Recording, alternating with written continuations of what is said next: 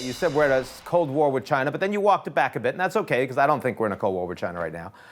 But you have talked about a boycott of the China Olympics. Do you think that's a good idea?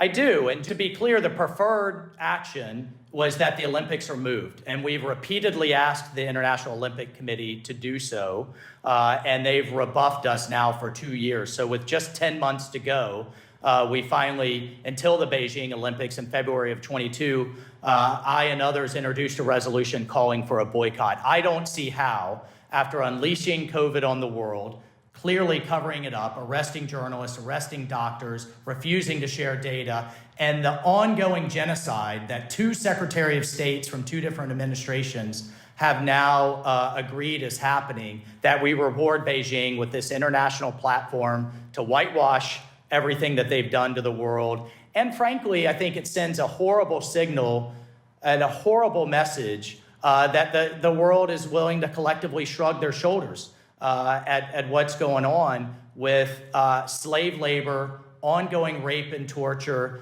and a mass sterilization campaign of the Uyghur women on top of Hong Kong, on top of Tibet.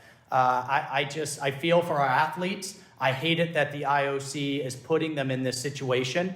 But at this point, I think we have to boycott. President Carter said that the boycott of the Olympics in 1980 was one of the worst decisions that he made as a president. Very few allies joined along.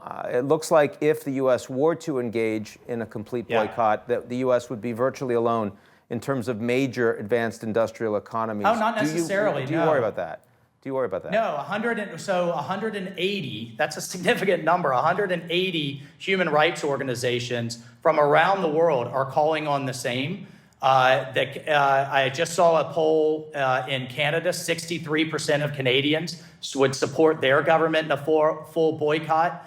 There is a growing movement in the UK, Australia, Japan, and others. And to your point on 1980, I also like to look at probably times in history when we didn't and we should have, with authoritarian regimes that were emboldened by the platform that the Olympics provides. We all know what Germany did after 1936. Absolutely. But not as many people realize that Russia invaded the Ukraine just 1 month after the Sochi Olympics, meaning their military planning was happening while the Olympic Games were going on. And let's look at what China's done since 2008 when they last had the Olympics. And when Xi Jinping coordinated them as vice president. That's right. So given that trend of history, what's next after 22? I fear Taiwan. How much do you worry that the size of China, the fact that China is going to be the world's largest economy by all measures within a decade?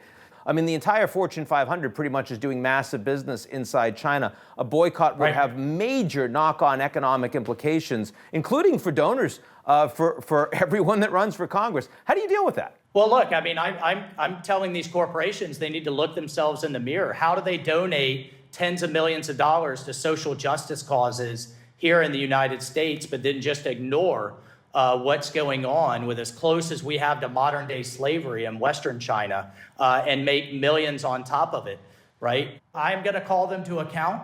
There's a lot of talk about good corporate governance. Well, that doesn't just apply in U.S. borders.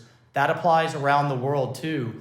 And I think the call for a boycott puts a very uncomfortable spotlight on these corporations. We're drunk on Chinese money, and it's from sports to Disney, to Wall Street, to our political class, to our universities, think tanks, and research institutions. And that's why this is the most insidious threat we've ever faced.